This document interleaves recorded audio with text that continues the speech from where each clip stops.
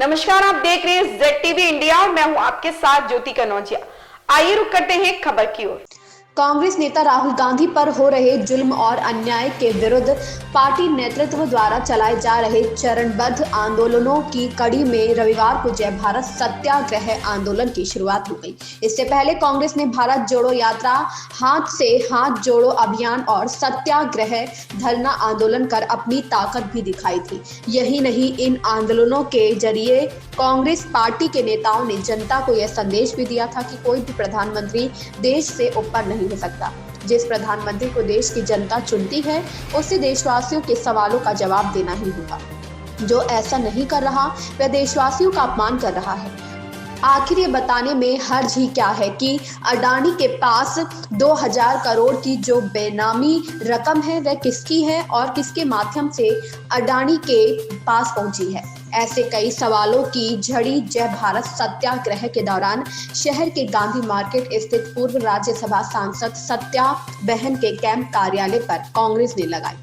कांग्रेस के प्रदेश सचिव तौकीर आलम एवं प्रदेश अध्यक्ष योगेश दीक्षित ने जय भारत सत्याग्रह आंदोलन में पार्टी के पदाधिकारियों, कार्यकर्ताओं और नगरीय निकाय चुनाव में अध्यक्ष और सभासद पद पर चुनाव के इच्छुक लोगों को यह भी संदेश दिया कि कांग्रेस ने 70 वर्षों के शासन में अपनी नैतिक जिम्मेदारियों का निर्वाह जनता जनार्दन के भरोसे किया, कार्यों की पारदर्शिता रखी ताकि देश के लोगों से कोई भी ऐसा कृत्य छुपा ना रह सके जो भ्रष्टाचार और तानाशाही को बढ़ावा देता। मगर कांग्रेस के बाद भाजपा के शासन में पिछले 10 वर्षों में जो कुछ होता आया है, उसने देशवासियों के समक्ष निराशा की बड़ी लकीर खींच दी है।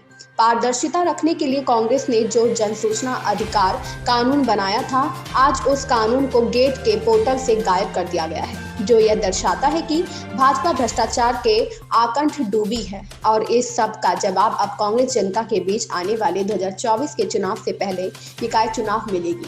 उन्होंने 17 अप्रैल को कलेक्ट्रेट मुख्यालय के घेराव का कांग्रेसियों से आह्वान किया। उन्होंने जन जन से अपील की कि वे कांग्रेस के साथ आगे आएं ताकि देश की परिस्थितियों को देशवासियों के अनुकूल बनाने के कार्यों का अमली जामा पहनाया जा सके। इस दौरान कांग्रेस नेता PCC अनिल सोलंकी, जिलाध्यक्ष गंगा साई लोधी, शहर कांग्रेस अध्यक्ष विनीत पाराशर, आशिक हुसैन भोले, राकेश कश्यप, रमेश वर्मा, गौरांग देव चौहान, प्रदेश सचिव अरुण यादव, गुंजन मिश्रा, नीलिमा राज सहित तमाम कांग्रेसी मौजूद थे। एटा से संजीव चौहान के साथ गुड्डू अब्बास की खास रिपोर्ट। सब कुछ हो रहा है पूरे देश में, पूरा देश देख रहा है इस बात को कि राहुल गांधी पर और विपक्षी दलों पर कितने कितने अत्याचार हो रहे हैं, लेकिन उसके बावजूद भी पब्लिक इंटरेस्ट क्यों नहीं बढ़ पा रहा।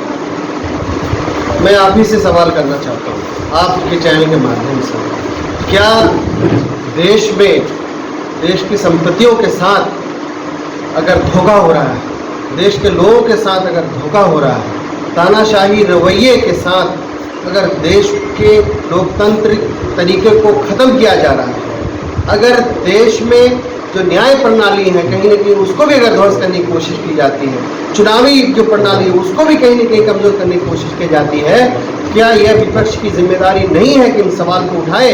आदरणीय राहुल गांधी जी एक विपक्ष के नेता होने के नाते, विपक्ष के सबसे बड़े चेहरा होने के नाते और आम जनता की भावनाओं को लेके कुछ सवाल किए, कुछ सच्चाई के आधार पर पार्लियामेंट के अंदर सवाल किए, उन सवालों से मोदी जी घबरा गए।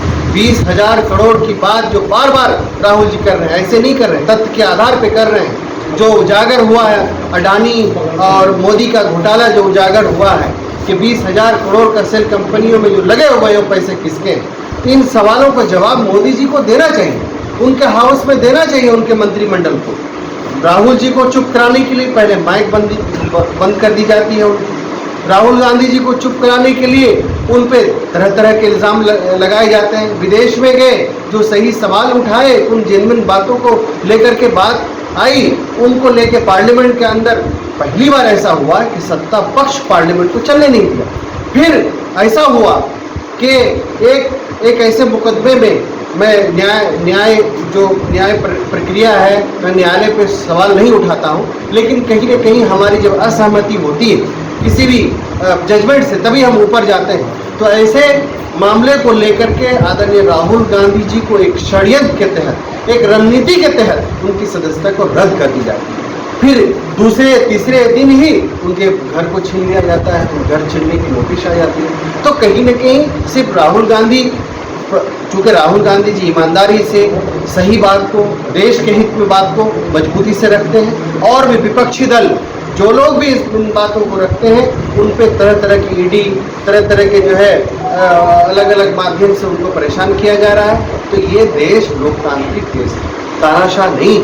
हम उन सवालों को पे जमे हुए हैं, उन सवालों पे अड़े हुए हैं, उन सवालों को जन जन तक पहुंचाने काम कर रहे हैं। आपके मीडिया के माध्यम से यकीनन शहरों में ये बात